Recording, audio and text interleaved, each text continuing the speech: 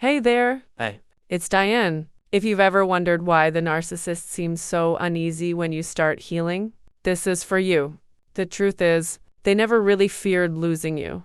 They feared losing control of you, because once you start seeing clearly, once you realize who they really are, everything starts to change. You stop reacting to their manipulation. Their silence no longer hurts the way it used to. Their approval doesn't feel like validation anymore. And that's when they panic. They fear the day you no longer jump when they call, the day you see their name pop up on your phone, and you just don't answer. They fear the moment you decide not to go to that family gathering, the one where you'd always end up being blamed or belittled. They fear that you can now sit in your peace on a Sunday afternoon, instead of replaying their last cruel words in your head. They fear when you stop defending yourself, when you no longer explain your choices, when you smile and say, "I'm not discussing that anymore." They fear when you start walking out of rooms that once held your silence, when you no longer chase closure from people who only wanted control. Because here's the thing, a healed version of you is unpredictable to them. They can't guilt you with fake apologies. They can't twist your words. They can't bait you into arguing just to feed their ego.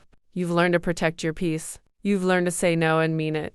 You've learned that distance is not coldness. It's clarity. And that's what terrifies them. Because for so long, they've fed off your confusion, your people-pleasing, your desperate hope that one day they'd change. But when you stop hoping for the version of them that doesn't exist and start becoming the version of you that does, their power crumbles. You start choosing peace over arguments, silence over proving your point, boundaries over explanation, and healing over returning. They don't know what to do with this new you, the one who doesn't beg, doesn't chase, doesn't need their validation.